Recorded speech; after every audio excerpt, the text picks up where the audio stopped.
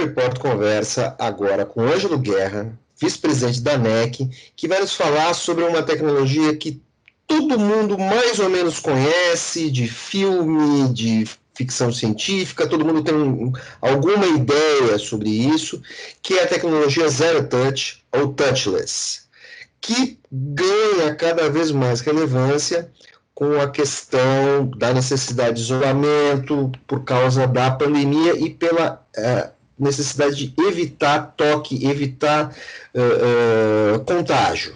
Ângelo, tudo bem? Como vai? Tudo bem, André? Bom dia.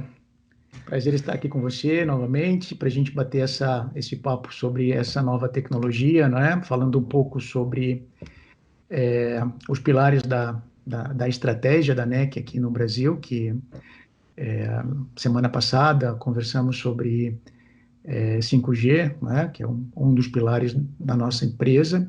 E agora o segundo pilar da nossa estratégia é a parte de identificação, onde nós temos a área de negócios do Touchless, né?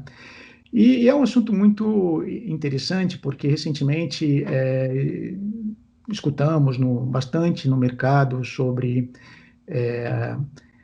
o reconhecimento facial, né, que é parte do Touchless, que algumas empresas decidiram não seguir, né, investimentos em tecnologia de Touchless, até mesmo para proteger a identidade dos seus usuários, mas eu gostaria de trazer aqui na nossa conversa o outro lado da tecnologia, que é a facilidade que essa tecnologia nos traz, né? Então, eu vou te dar alguns exemplos, né, que a gente já hoje vê no mercado.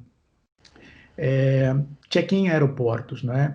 Então, a ANEC hoje ela fornece para a Delta, para a Star Alliance, o sistema de reconhecimento facial para melhorar a experiência do usuário entrando em um aeroporto, né? Então, quando você faz o teu check-in pela web, você tem a opção de escolher para tirar uma foto, né, sua naquele momento, e quando você chega no aeroporto, através do reconhecimento facial do sistema da companhia aérea, você faz praticamente sem apresentar documentação, desde a entrada do aeroporto até a entrada no avião, você é totalmente reconhecido pelo sistema, né? Entradas em salas VIPs, a gente tem algumas aplicações, né, discussões de aplicações, por exemplo, para o metrô, não é? Então, se você imagina o metrô hoje, uma pessoa da terceira idade que tem o direito de entrada livre na catraca, ela tem que apresentar um documento, e esse documento tem que sair um guarda de dentro da cabine, vir até a catraca para fazer o reconhecimento desse documento. Isso poderia ser feito de maneira automática com a tecnologia, né? O nosso escritório em São Paulo, por exemplo, todos os nossos funcionários, a entrada e saída pela porta principal do prédio, ela é feita através de reconhecimento facial, usando os nossos sistemas, né? Então, eu acho que, além do momento pandemia, né, que você hoje vai a um caixa eletrônico e você pensa duas vezes para colocar o teu dedo, né, da biometria, você tem uma série de outras aplicações utilizando o reconhecimento facial, utilizando a inteligência artificial, né, também, que pode facilitar essa vida do usuário, né? O banco é um exemplo clássico. Hoje, em Taiwan, a NEC, junto com uma empresa do setor financeiro, desenvolveram todo um aplicativo fundamentado pelo reconhecimento facial, que você consegue fazer um saque em um caixa eletrônico através de sistema de reconhecimento facial fundamentado por aplicações de segurança desenvolvidas junto com o banco. O nosso headquarter em Tóquio, por exemplo, a cafeteria, né, todo o pagamento da cafeteria, ele é touchless, né? Então, você entra na cafeteria, você escolhe um produto, ele te reconhece e automaticamente debita do teu Olerite aquela conta no final do mês, né? Então, são exemplos que podem ser aplicados no nosso dia a dia que vem a melhorar, né, a nossa qualidade de vida. Quer dizer, essas tecnologias já estavam prontas e acabaram sendo aprimoradas por causa da pandemia, né?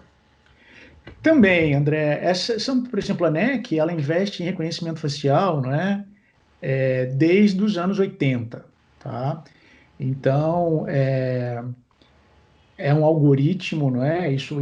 A tecnologia vem melhorando, né? O processamento vem crescendo, tem uma inteligência artificial por trás, não é? Então, o sistema da NEC hoje ele é reconhecido mundialmente por ter uma grande precisão no reconhecimento. Ele toma ele, na verdade, né, em poucas palavras, como funciona, ele foca os pontos de referência são a íris, né, e o nariz, e daí ele traça uma série, quase um pouco mais de 80 pontos na tua face, e faz esse batimento, um algoritmo que faz essa qualificação e te compara contra uma base de dados, né? Então, o que é importante, né? Essa velocidade do tempo da comparação com a base de dados e o número de pontos, quanto mais você conseguir é, verificar a precisão da pessoa, menos taxa de erros, ou menos falsos positivos, que a gente chama, aconteceriam. A pandemia trouxe um desafio, né, adicional, que é você fazer o reconhecimento facial de alguém que tenha uma máscara, né? E também o nosso sistema hoje já foi implementado esse algoritmo, já estamos em testes, né? Muitos testes avançados em relação a essa identificação com máscara. Fizemos recentemente alguns testes aqui no Brasil com uma empresa do mercado de mineradora, né? Para fazer a entrada e saída e o reconhecimento onde o funcionário entra e não entra dentro da empresa usando máscara. Tá? Quer dizer, essa tecnologia de sensores, ela tem que estar agregada a uma inteligência artificial, que tem análise de vídeo e tudo mais. Além do setor de segurança, nessas questões de acesso e tudo mais, essa inteligência artificial ela pode ser aplicada em outras áreas, ela pode ser aplicada em saúde, quer dizer, no sensoramento você também já pode medir temperatura por mapa de calor.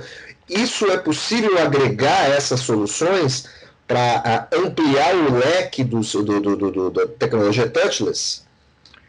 Sim, e hoje a inteligência artificial, né, da forma como ela vem se desenvolvendo, né, ela vai te permitir, dentro da saúde, né, que hoje investe fortemente em inteligência artificial na saúde, por exemplo, identificação de células cancerígenas num estágio bem avançado, fazendo comparações, né, com o que a gente chama de Big Data, né? Você tem lá toda uma análise laboratorial de todos os exemplos do passado de pessoas que foram diagnosticadas cancerígenas, por exemplo, e essa inteligência artificial ela te permite fazer esse cruzamento de informações no campo da medicina.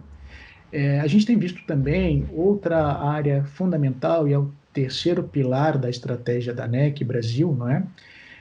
Abrindo um parênteses para falar um pouquinho, né, da NEC Brasil, uma empresa que vai fazer 52 anos agora de Brasil, e nós nos estamos reinventando no mercado brasileiro com 3 fortes braços de estratégia. O 5G, onde nós somos os integradores, a parte de identificação, onde o produto é NEC próprio, eu desenvolvo o software para aplicação. E uma terceira área que vai mudar também muito a vida das pessoas, que é centro de comando e controle, não é? A gente acredita que cada vez mais as cidades elas investirão em cidades inteligentes, não é? Hoje no Brasil existe uma preocupação do Ministério de Ciência e Tecnologia para apoiar os KPIs que identificam quando uma cidade pode ser considerada inteligente ou não, mas a gente vê algumas, Angra dos Reis, Rio de Janeiro, Belo Horizonte, investindo em iluminação pública, e esse investimento em iluminação pública te traz essa possibilidade de fazer um sensoramento, né, de cidades, e você precisa de fazer o controle. Então, onde nós estamos aí nesse mercado, Santander, na Espanha, foi uma das primeiras cidades que investiu pesado em inteligência da cidade. Lisboa, né? Outra cidade que a ANEC hoje faz todo o sensoramento. Então, imagina, André, você conseguindo ter medições do nível de ruído da cidade, medições sensorizadas de nível de poluição, saber de nível de fluxo de água. Santander tem uma sensorização tão interessante nos jardins públicos, que você tem um sensor, né, que consegue medir a umidade do jardim, da prefeitura, por exemplo, né? E para evitar que todo dia se molhe o jardim, o sistema de irrigação é controlado pela medição da umidade naquele momento, né? Então, tudo isso você precisa levar para um centro de controle, que hoje a gente chama de centro de controle e comando, que poderia ser onde a polícia também faz toda a identificação de câmeras de automóveis roubados, ou de violência urbana. Então, tudo isso centralizado num centro de comando, com monitoramento e monitoramento de inteligência artificial, né?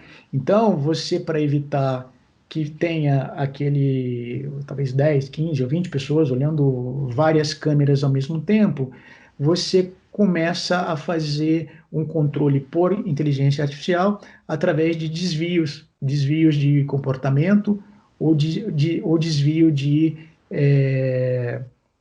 um ato, né?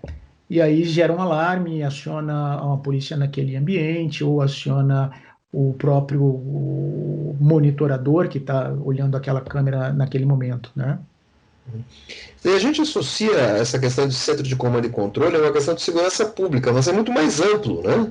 Porque você pode atender alguém que passou mal, pode atender vítimas de um acidente de carro, você pode, sei lá, atender, descobrir um eventual vazamento, uma eventual pane elétrica. É muito mais amplo do que geralmente a gente costuma imaginar, correto? Correto. E tudo isso, você perguntou da inteligência artificial, né? Essa análise de comportamento é muito interessante, porque você compara com uma base de dados de um comportamento esperado, né? Então, um exemplo qual é o comportamento esperado de um cliente que entra dentro de um caixa eletrônico que fica aberto 24 horas, né? Então, o comportamento esperado é que você entre, retire, faça a tua operação no caixa eletrônico e saia, não é? Então, essa câmera de monitoramento com inteligência artificial, por exemplo, ela pode estar avaliando algum comportamento diferenciado, né, que foge do padrão, e gerando um trigger, um alarme, para que uma pessoa venha e olhe realmente aquela câmera para ver o que está acontecendo dentro daquele caixa eletrônico, se prepare para um possível furto, um possível ato de violência naquele momento, né? Ou aquele velho golpe do golpista que vai lá tentar aplicar alguma em cima de um idoso que vai fazer uma retirada. Exatamente. Legal. Meu caro, muito obrigado. Mano Report conversou agora com o Ângelo Guerra, vice-presidente da ANEC, que nos falou sobre tecnologia touchless e todas as suas aplicações nesse momento de pandemia, e que são aplicações que fogem, vão muito além do que a gente imagina que sejam as questões de segurança e de saúde pública. É uma questão muito mais ampla que vai trazer ganhos à sociedade. Ângelo, muito obrigado, até a próxima. Foi muito bom conversar com você de novo. Obrigado, André. Bom dia para você.